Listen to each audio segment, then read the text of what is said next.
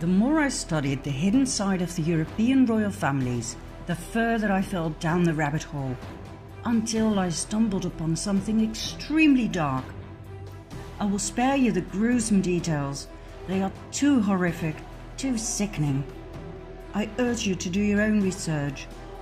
Google the names you're about to hear, read and listen for yourself, and make up your own mind.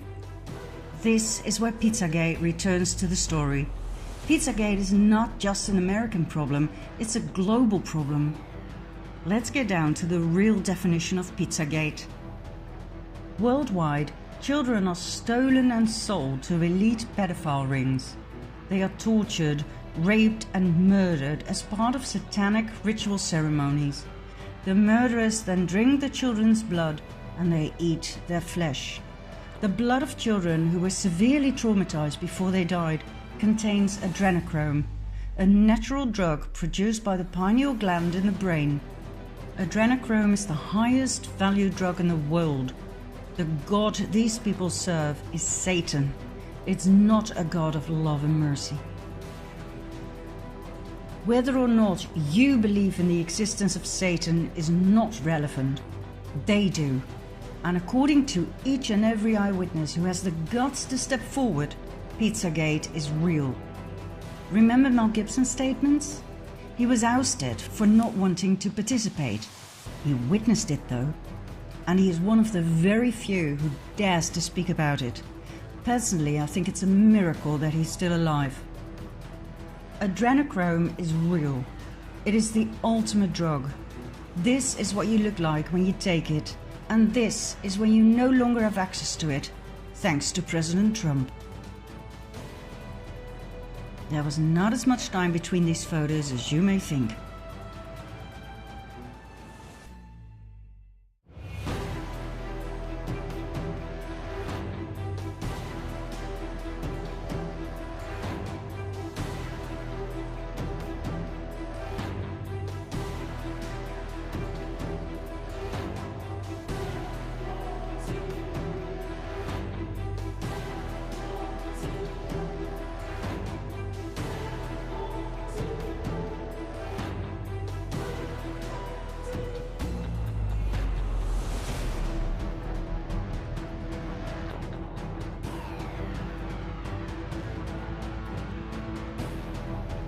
Not many children survive the satanic ritual ceremonies.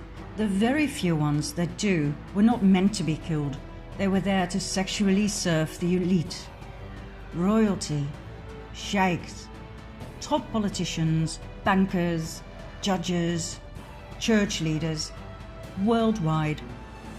Most survivors were born into satanic cult families. When you study all of the survivors' accounts, you will see they have a lot in common. The same description of the atrocity inflicted upon them, the same names of perpetrators, and the same elite they belong to. The problem, however, is that these survivors are not believed by most people. It's easier to assume that they're insane or attention seekers than to face the horrible truth. Furthermore, not many survivors dare to step forward. They are simply too traumatized. I spent countless hours listening to their horrifying accounts. I read police reports, and I am convinced these people are not crazy. They are not attention seekers nor liars. Their stories are consistent. Please do your own research and find out about the following victims and/or eyewitnesses. The Dutch Annemarie van Blijenburg, Toos Nijenhuis, Anneke Lucas, and Ronald Bernard. The Irishman Richard Kerr, brother and sister Gabriel and Eliza Dearman from the UK, the American Sarah Ruth Ashcroft, and the Australian Fiona Barnett. Whenever a child sex offender was arrested in the Netherlands and its neighbouring Belgium, think Mark Dutroux, Roberts Mickelsons, they all swore they were supplying children for a large elite network. They were not believed. They were presented to the public as lone wolves, operating on their own. Most viewers will now once again experience some more cognitive dissonance. But hey, remember when the first reports emerged about the sexual abuse of boys and girls by Catholic priests and nuns? At first nobody believed it. People were too shocked to handle it. But now, so many years later, it is common knowledge to most people. The church paid millions of dollars to its victims in an effort to silence them. We now have the evidence. We have numbers, statistics. People have grown used to the idea that priests, bishops and cardinals rape children on an enormous scale. And if you think the popes washed their hands in innocence, you're in for a big shock. Now I realize that satanic cult offerings of babies and children is a step further than sexual abuse. But I can assure you that more and more victims will soon speak up.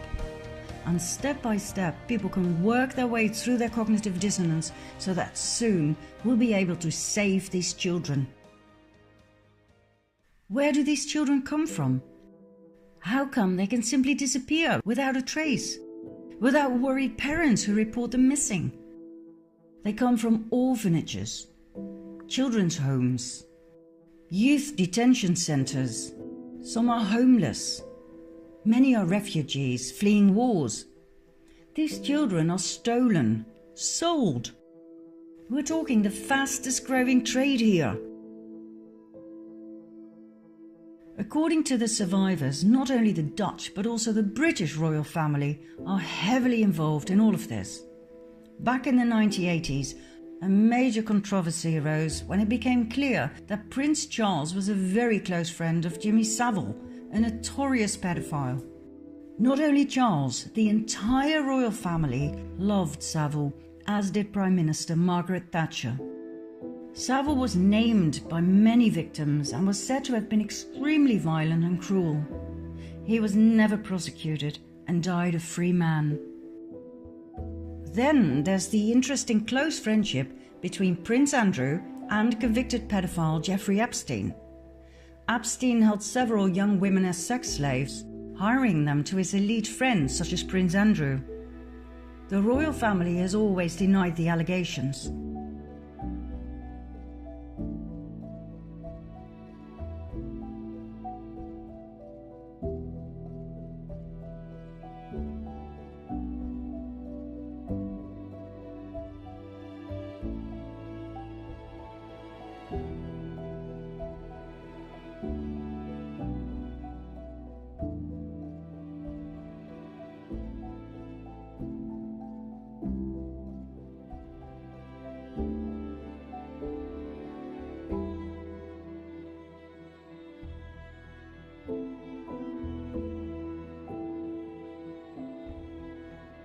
And there's more.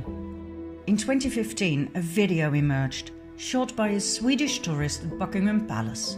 It shows a naked boy climbing out of a window of the palace using a bed sheet. The boy cannot hold on and falls to the ground.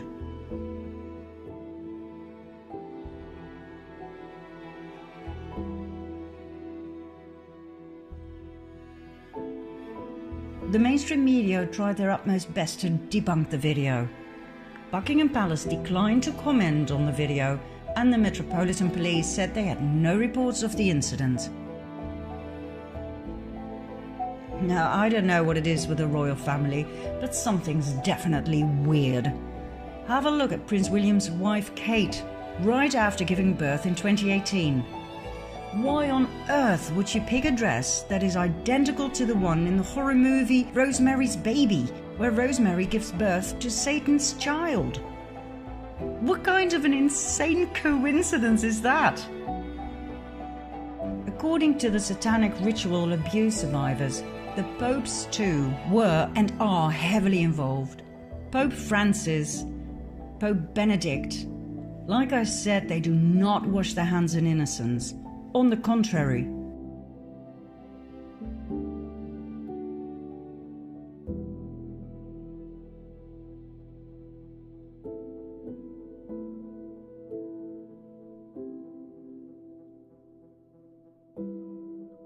Both Pope Francis and the Dutch Prince Bernhard loved hunting parties, according to the survivors. Once again, I will do you the great favor of sparing you the disgusting details, but it boils down to this. The hunting parties took place in secret in forests, most of which belonged to royal estates in several European countries. The participants, all part of the before-mentioned elite satanic pedophile cult, would hunt down children, rape them, murder them, and cut off their genitals as a trophy. In February 2013, former Pope Benedict Joseph Ratzinger was prosecuted and sentenced by default for crimes against humanity by the International Tribunal into Crimes of Church and State.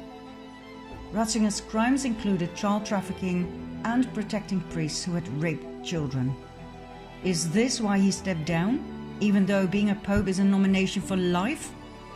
Interesting little detail is that lightning struck St. Peter's twice, only moments after his resignation.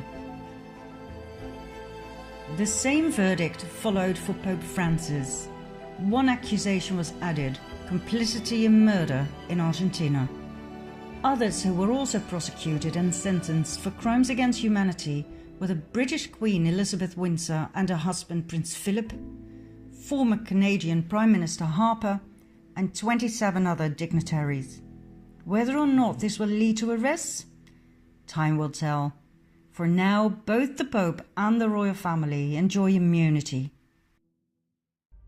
The International Tribunal into Crimes of Church and State extensively investigated the case of the rape, torture, and murder of 50,000 native children in Canada. The United Church of Canada, the Anglican Church, and the British royal family played a major role in this case, as did the Dutch royal family, who fled to Canada to be safe from World War II.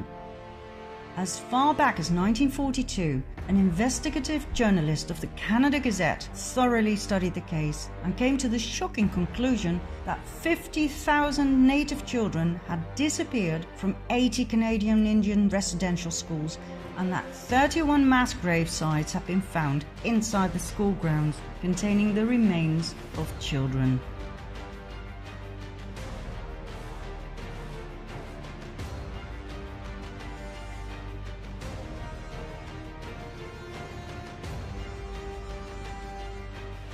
Now, as shocking as this may be, it is nothing new. On a regular basis, mass baby and children's graves are discovered, often near nunneries.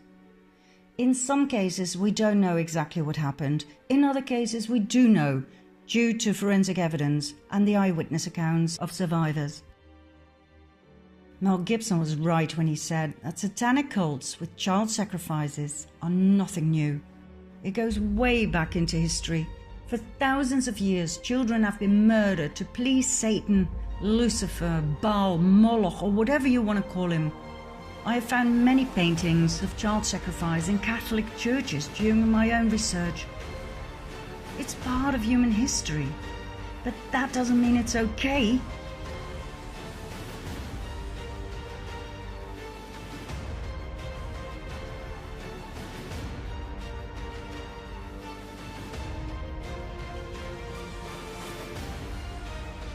We all know about the Aztecs and the human sacrifices, and we can deal with that, for it's old. But until recently, I was not aware of any of this. I'd never heard about Pizzagate and satanic Luciferian cults with child sacrifice. I thought it belonged to the past, to the Dark Ages. Well, I guess we're still living in the Dark Ages. All of the satanic cults are connected, worldwide. People at the highest level are only at the highest level because they participate. And once you're in for life, through blackmail with pictures and video footage taken in secret. And some don't even need blackmail, they simply thrive on the pain and suffering of others. Some names have been named, others will follow soon. The people will be shocked to the core when this comes out. Let me give you one piece of advice. When the video of Hillary Clinton and her right hand, Huma Abedin, raping, torturing, mutilating and killing a little girl comes out in the open, Do not watch it.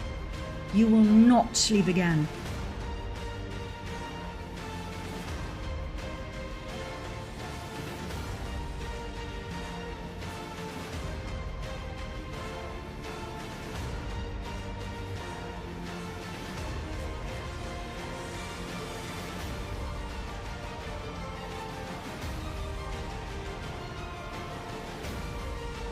There are certain things I will not share with you here, simply because they are too horrific.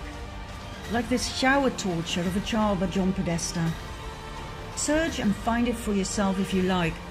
I wish to wake people up, not traumatize them. The same goes for the red shoes. You want to know what they're made of? Do your own research. I'll give you a small hint.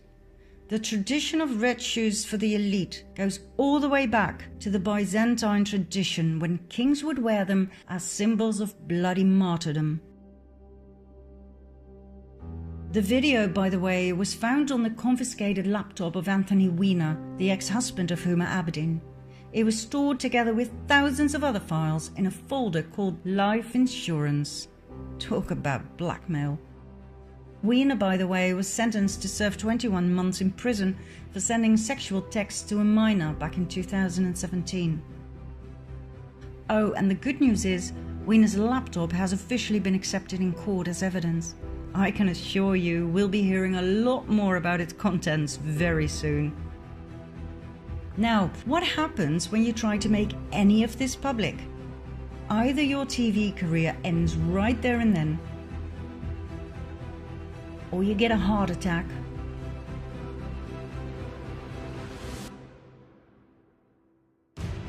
or your plane crashes,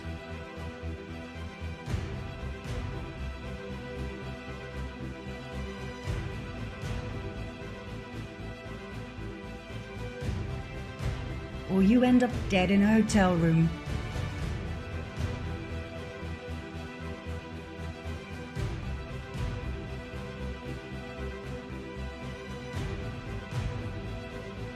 Or you are found with a bullet in your back, or you commit suicide.